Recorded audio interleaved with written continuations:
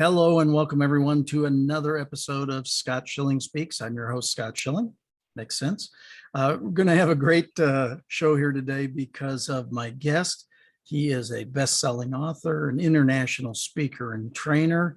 He is, quite frankly, the expert at networking, the ideal networker, Casey Eberhart. Casey, thanks for joining me here today. Awesome. Thanks so much, Scott. I'm super honored to be here. You know, it's always fun when we get together because we talk about so many different things, how to grow business, how to do it. What's going on? What's new and exciting in your world? Well, look, Scott, I run, our Mastermind program is a program that's really designed for people and businesses that are committed to producing extraordinary results. And so, one of the things I joke about from stage is I'm not the guy you call in when you want to grow 5 or 10%. There's a gazillion coaches out there and places to plug in to do that. And you can kind of bumble your way through that 5 or 10% growth. But we are the guys you call in when you are committed to doubling, tripling, or quadrupling the business in a year. Now, saying all of that, it kind of freaks people out, just given where we are within the state of the world.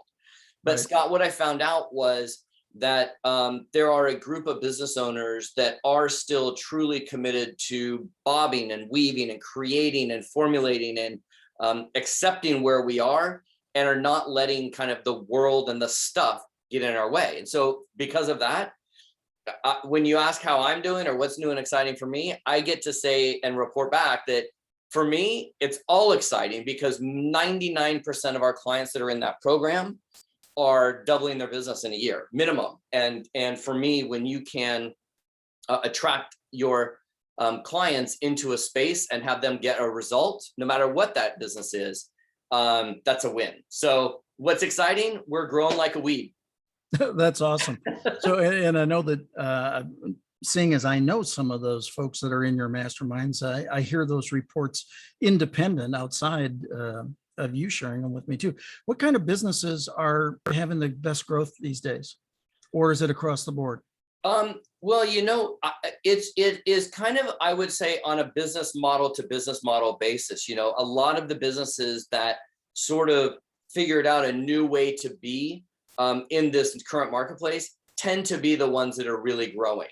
And I say that, we kind of joke that the fish rots from the head down. Well, it's sort of the same way in terms of growth and excitement, is that comes from the top down. And so really what I would say is it's not so much business model dependent, and it's not so much business versus product versus service versus tool dependent. It really comes from the owners that are committed to serving their customers, the ones that are committed to serving their network, the ones that are committed to serving their community, and they take it upon themselves to take ownership of that relationship, right? So a lot of our businesses that are in there want to prop up their community, whatever that means. We have some people that give money to charitable organizations, some people run charities, but it's really those folks that have not said it's a dream, but it's a mandate that they participate going forward. It's really those folks that are in a mindset. So, there's a lot of people, Scott, and you and I have been on the road together. We've seen this. We've talked to thousands of business owners, and there really is a divide in mindset. And what I have found personally is the folks that are of the mindset that we don't have a huge opportunity in front of us, they sort of deselect themselves from MySpace anyways. And really, we're just bringing on folks that are really keen on growing. And that comes down to really, I think, two things. Number one, understanding the value that they bring to the marketplace, but also their network and how they're connected. And I know that's what we're going to talk about today. And it's the folks that have spent time building and cultivating their network of connections that kind of can be plopped down in anywhere in the world in any kind of situation or scenario and still kind of come out on top, right? Yeah. So in all that, I know your moniker is the ideal networker, and you teach some amazing networking principles and things to accomplish all that. But so you're saying those that have the greater relationship base with their tribe, with their following, are more apt to succeed these days than not. I mean, is that Well, fair statement? yeah, but let's put some finer print on that, right? So, when I do big presentations, my first slide up is connectivity is today's new currency, right? And so really what I mean by that is, I'm not talking about your solopreneur or micropreneur. They know a bunch of people. That's one thing, and that can definitely work, and that helps weather the storm, right? But also your connections to your vendors, to supply chain, to importing and exporting, to your bankers, to your funding sources, to your creditors, to your to your investors if you have them. Those networks, those connectivity points, those relationships are extremely valuable to be building when you don't need them, so that when you need them or when you can best rely on them, you're not playing catch up, right? So we talk a lot about this in our mastermind group about, when you borrow money is the time that you should be spending cultivating your investor relations, your funding sources relations, your credit lines, getting those things bumped up, so that if something takes a turn, or even better yet, you're given an opportunity sort of right in front of you. If you don't have a war chest of cash or capital to deploy, where is that going to go? I mean, Scott, I know that if I call you tomorrow and go, Scott, hey, I have this deal on the table that we need $250,000 for, and here's what I got here. And if it trips your trigger, I know that you've already set the foundation where you could probably raise that in an afternoon, right? Even if you don't have it. It's the folks that are not spending that time on marketing, that are not spending that time playing the game of business and the game of connectivity chess, that are going to get left behind, because what they are is they're barely knowing checkers, right? So we've talked about this before. So it's not just about the relationships, it's about the right relationships with the right key points to drive the business forward. Yeah, it's interesting, working with a client to move them forward. And there are some novel little things, business plans, mission statements, vision statements, core values, a statement of what you do and why you want to do it, what differentiates you, those kinds of things, because people want to know, like you say, they need the funding to move the project forward. But if they don't have the basics to be able to share with people, how do you share the concept, right? An executive summary, novel concept. Shouldn't be that hard to share a business, right? Well, yeah, I mean, but the also, and I would say this, and let me say that what I'm about to say, I'm 100% biased on, right? I'm 100% biased when I say that shocks me, right? I know, right? But I like to give the disclaimer. Here's what I know as an investor myself. As an investor, I know that when I invest in a publicly traded company, right? Let's just pick one, Kraft Foods or General Mills. I know that the CEO of that business has a board of directors, a board of advisors, mentors, mentees that sit around the table, all coming from a different point of view, different ideas, helping that CEO make a better decision. And when she surrounds herself with smarter people than she is, then she's getting a bunch of different valuable pieces of input and advice from a group of people that are all there to help her win, right? What I'm shocked by is what most business owners don't have is they don't operate with a set of board of directors around them. And so really when, and I don't want to make this about our mastermind group, but I sort of look at us and what we do as we are a kind of a pre-built board of directors. Right. And so what I have found is that a lot of business owners that don't want to invest in a board of directors, or they don't want to invest in coaching, or they don't want to invest in things that actually drive the business forward, then they're doing the same things they're doing over and over and over again, but they're expecting a different result, which obviously is the definition of insanity. And so I think one of the things, Scott, that you and I both have in working with people is we don't get excited to have the same conversation with somebody 2, 3, 4, 5 months in a row, right? So the reason that we both work and love playing in that business space with fast movers is because the ones that can go, okay, I'm here to play, they've suited up, they've showed up, they're ready to participate. Okay, I've brought on some people that can help move you in the right direction. And now what do we have? And I'll give you a very small example of this. I have a brand new client. She's been with me for only a month, and she runs a hairstyling salon, right? So I had her take pictures of the inside of the salon, and we started looking at how people walk in and how all this works. And what I noticed was there was a lot of space on her countertop where it was being underutilized, and she didn't sell any products, right? So combs, brushes, mousse, color, that kind of stuff. So literally last night, our coaching was, she is going to literally go to Costco. No, we had this about a week ago. Sorry, I got my report yesterday. Went to Costco, bought a couple of cases of water, and her job was to see how many waters she could sell each and every day. Seems small, right? Right. But she's averaging between 10 and 20 bottles of water a day. Wow. Well, 10 to 20 bottles of water a day, let's call it 20 at $1 a profit each, is an extra 20 bucks a day. Well, you just added $7,000 to the bottom line. If your multiple is 3 or 4 on the sale of the business, you just added $20,000 to her business like that. Yeah, very simple and yet very effective. Absolutely. Right. If we don't, and that's why I say it's always good to have people around you. And in this case, maybe your network around you, where you're not always the smartest one in the room, but you're open to having those ideas be given and going, oh my gosh, I never thought about selling water at my hair salon.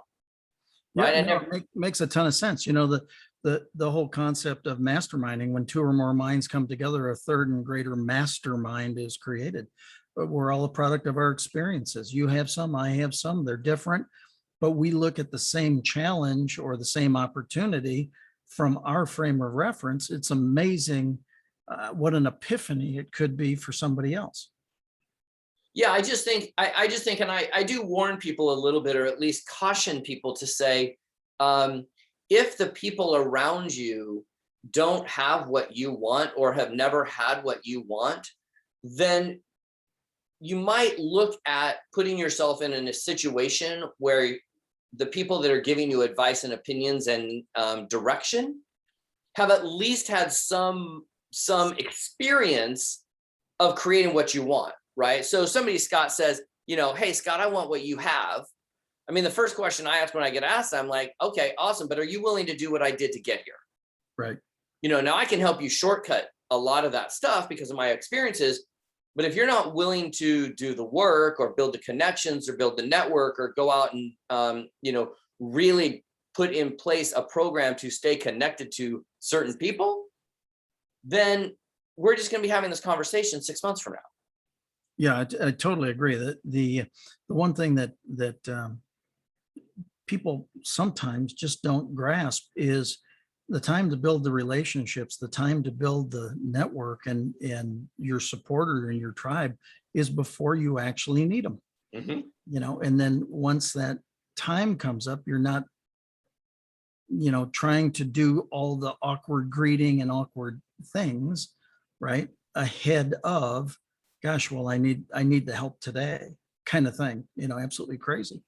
Yeah, well, I mean, I joke about it. I kind of train it a little bit this way. I like to use visuals and stories, right? So if you're watching this and you kind of want to be able to see whether or not what you have going on is kind of what Scott's talking about is actually quite simple. So when you meet somebody new for the first time, whether it's at a BNI meeting or Rotary or even a funeral or a barbecue or on Be Connected, wherever you meet someone, think of it this way. You are locking arms and you are walking into a bank and you are opening a social bank account together, a joint banking account, right? And now you walk out, you both have checkbooks, right? Or debit cards if you're under 30, right? Right. Exactly. And here's the thing. So now you both have an account together and you both have checks, right? And in the back of that checkbook, there are a whole lot of checks and then there are some deposit slips. Well, here's the thing. If Scott and I go open a bank account together and Scott starts writing checks on that bank account and there's no value in that bank account, we're going red. It's going to be a disaster. And ultimately the bank is going to step in and go, you are not worth this relationship and we're going to close it out. Right. So it's really incumbent upon both Scott and I to add value into that joint bank account. And then when Scott needs to write a check and go, hey, Casey, I need you to go buy my book, or I need you to go, would you put me in touch with so-and-so, or would you be able to come on my show, or would you be able to have a conversation with a client of mine that we need to get unstuck, or whatever. Well, now we've got deposits in that bank account to be able to draw from. But I think what happens a lot, Scott, and you and I have talked about this ad nauseum off camera, and that is so many people are trying to draw out of bank accounts where there's no value in it. Right. Right. And then they get frustrated and irritated and upset when the person's like, well, why am I going to go buy your book? Why am I going to send out an email on your behalf? Why am I going to promote your event? Because all you've done is take. Now, I do have to say, Scott, there is a time and a place for there to be actual value added to the relationship. So I think sometimes people are like, well, what does that mean? It just means like, be cool. And if you see Scott promoting something, promote it on social media. That's a little deposit in the bank account. If you see Scott come out with a new book, go buy his book. It's $10. Like, it's not, this isn't tough stuff, right? But it's always funny to me when people will call me and go, hey, can I get you to buy my book? Or can I get you to do this? Or can I get you to do that? I'm like, well, now you're asking me for something. Did you join our last group? Did you upgrade to VIP? Did you have a coaching call? Did you join our Facebook group? And there's nothing. Right. That's when it's so lopsided. And then it gets in scramble mode because now you need something and now you're scrambling around. Yeah, again, totally agree. The far too many people don't have the conversations. It's interesting. I'm not necessarily on social media all that much, but what I tend to do is find the posts and lift that person up, with a complimentary post or something that, that provides them value. It's not about, hey, let me comment on this thing because I want to comment on this thing. Let me comment on this because it will lift that person up. And like you say, it's not rocket science and it's not all that hard. Why don't more people do it? Why aren't they listening, Casey? Because I think it's easier not to. I just think it's that's way too easy an answer. Well, but it is and it isn't. I mean, I think we all, and this goes back to what we were talking about a little earlier, when they don't have people around them that can kind of shift them and help them make a different direction, right? I mean, if you drive a Jeep over a road, eventually you're going to dig grooves in the road and you're never going to be able to get out of it, right? So bringing on coaches and mentors or whatever, it just helps you reshift that Jeep back onto higher ground, right?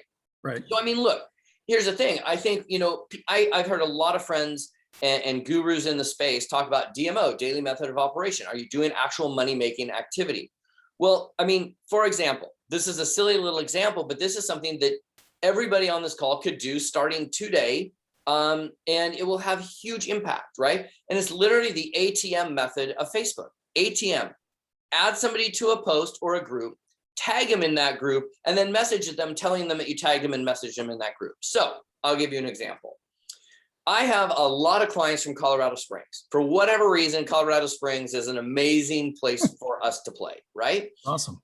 And I'm in a couple of Facebook groups for Colorado Springs. One's called the 411 for the 719, Colorado Springs Business, all these different Facebook groups. Well, as a value add to my clients, because I want them to stick with us, right? I go into those two groups every single day and somebody says, oh, I need a seamstress. Who knows where I can get a seamstress? Well, I happen to have a seamstress from Colorado Springs in our group. Hey, you got to connect with Jeanette Sparks, right? Tag her in the post. Then I add her. Then I tag her. Then I go and message her and I say, hey, Jeanette, I tagged you and messaged you. Here is the message with the group and the link that I tagged you. And now I'm sending it back to her in the message. ATM, add tag message. Think about what your business looks like if you committed to doing that 5 times a day. That'd be amazing. Right? It's super simple. I run a Facebook community called Expand the Business. Part of my daily method of operation, every morning I go into that group and I invite 50 friends of mine off my Facebook group into that group. Right? I'm very picky about who's invited in there, right? That's why we have 0 spam. We've only had to block 5 people in the course of the entire community. There's only 1 person that is on a throttle. It's got great community feeling in there, right? 50 people a day. Yep. Right? I make sure that when we hit 30 new members, I do a welcome post to all 30 of them simultaneously. Nice. Right? So that's my daily method of operation. It's just what I do. I try to connect with between 5 and 20 new Facebook friends every single day.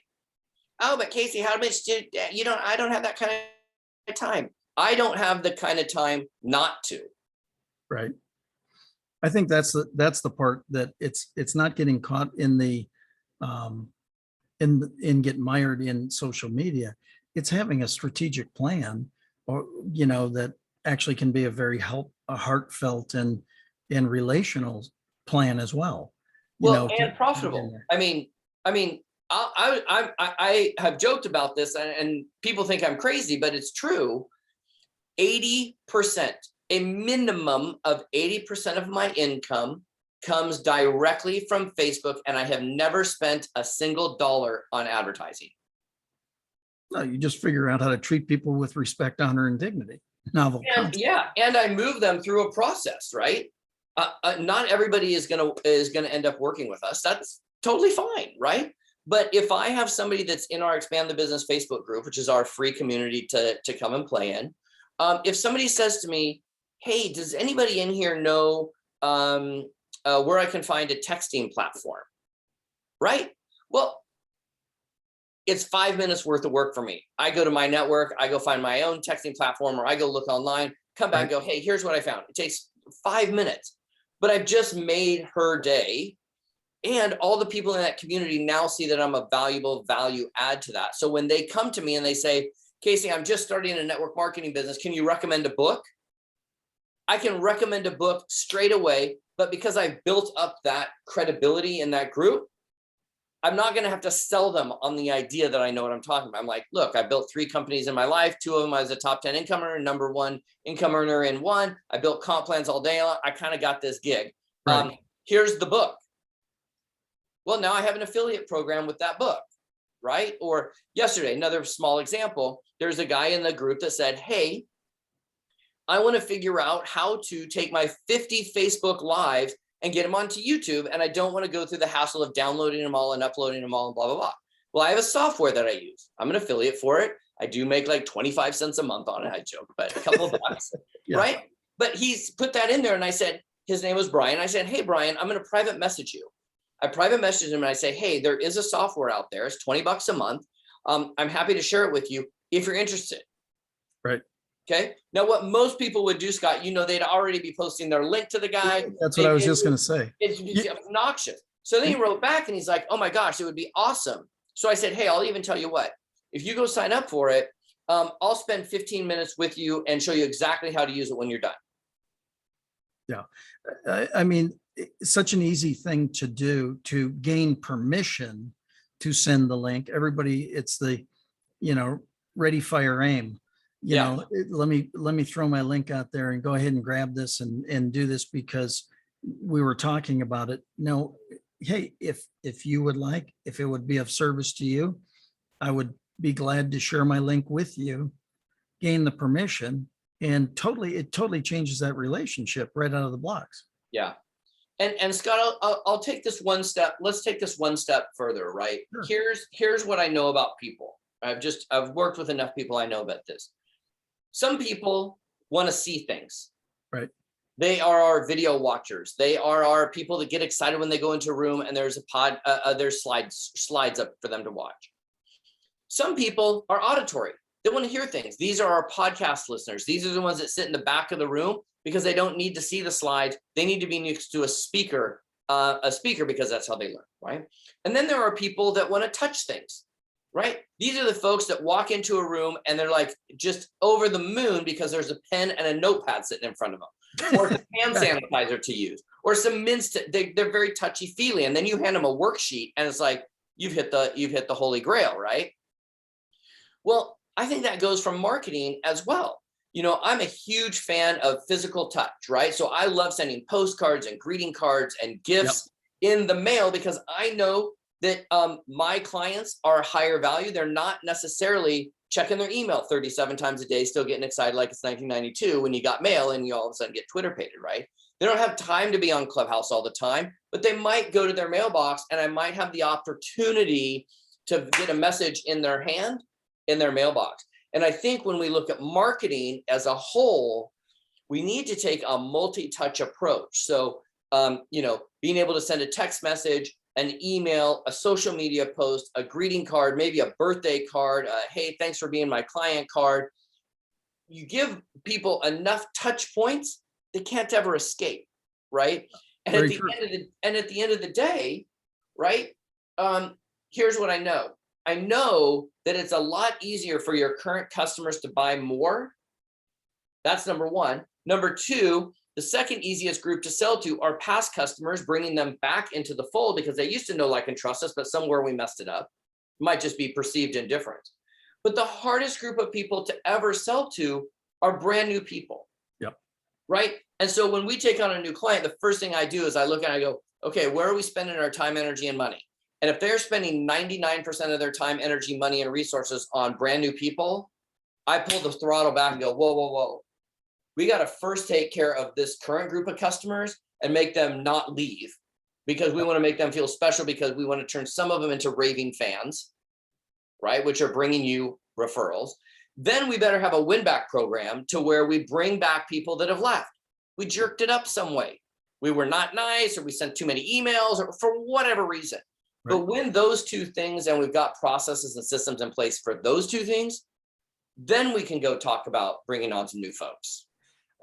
It takes me back to a client that I had when I first went in there, and they say, we want to grow our business. I said, that's awesome. And they said, we're putting on 1,500 new accounts a month. I said, man, that's awesome. My God, you guys are doing, what are you bringing in somebody? Well, we're losing 2,000 a month.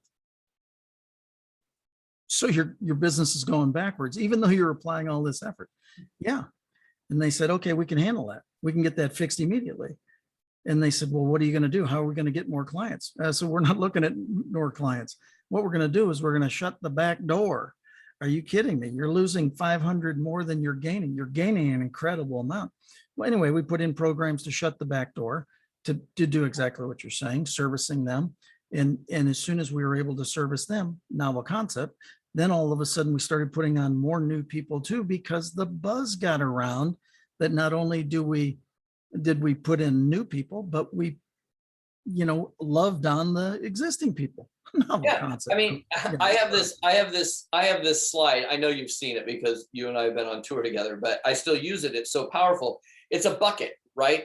And here's what happens. You got this bucket, and that's your business. And then in the top of the bucket, there's water being poured in the bucket. Those are new customers coming into the bucket. And then around the bottom of the bucket, you have all these holes, right? So Scott refers to it as the back door, but think of it like this. You got this bucket, you're putting all this water in the bucket, and then you got all these holes at the bottom. Well, if the holes are letting out more water than you're putting in the top, that's exactly what Scott's talking about. You've got a churn. So now it's a heck of a lot easier to put your fingers in the holes in the bucket, dear Liza, right? Than it is to try to figure out how to put more and more in the top, in just the hopes, right, that you're going to fill the bucket. Your cost of acquisition is so much more. The time, energy, money, the cost of acquisition is so much more than maintaining the good quality people that you have. Yeah, absolutely. Crazy. Wow. Hard to believe we're through our time. How about leaving everybody with a little piece of wisdom and inspiration and how to get a hold of you and learn about your programs and what you're doing? Absolutely. Well, look, here's the thing. I run a Facebook community called Expand the Business. You're all welcome to come join it. It's free. The easy way to do it is go to joinetb.com. Expand the Business. Very creative. Joinetb.com. It's free. It'll pop you in that group. And let's come and play. We do a networking event every Thursday that you're more than welcome to come to. Between 20 and 50 people show up. But here's the thing. This is an insulator. And for those of you that are in South and the Midwest, you probably know what these are. For those of us on the coast, we don't know what these are, but back in the old days, these sat on the top of electrical poles and telephone poles. And they're so hard to glass, you could probably throw it off the stratosphere and it won't break. I keep this next to me at all times to remind me of the most valuable lesson that my granddad ever taught me. And that's this, that always give more value than expected and everything else will work itself out. And the reason this is important is as a kid, he had an antique store and I sold a couple of these to some ladies and I learned the valuable lesson where I wrapped it in newspaper, then bubble wrap, then put it in a coffee tin, then put it in a bag, then walked the ladies out, opened the door for the front door of the store to the lady, then walked her to her car, opened the passenger driver's door, put her in, walked around, put this in the back seat and seat belted it in. The passenger of the car then took out a $20 bill and tipped me $20 on a $2 purchase. That's when I got it, like that, Scott. Transformation in a nanosecond. Giving more value doesn't necessarily mean cost more. It means treating people at a higher level. Treat people with more value, give people more value. Everything works itself out. And I will leave you with this. Opportunities multiply as they are seized. We have an incredible field of opportunities in front of all of us right now. Go seize an opportunity because when you do, it opens up more and more and more. And that's how we live a life of complete abundance. So Scott, I want to just say thanks for having me on, buddy. If we want to send people over to join ETV, that's awesome. I'd love to have you guys come over and play. And Scott, it's so good to see you. I can't wait till we get to see each other live and human beings. We gotta get back on stage and in front of people again. I know. Sure. I'm sick of my digital mullet. Zoom on top, party on the bottom. You know, it's exactly. Thank you all for joining us here at Scott Schilling Speaks. We'll see you again tomorrow, same time. God bless. Ciao, guys.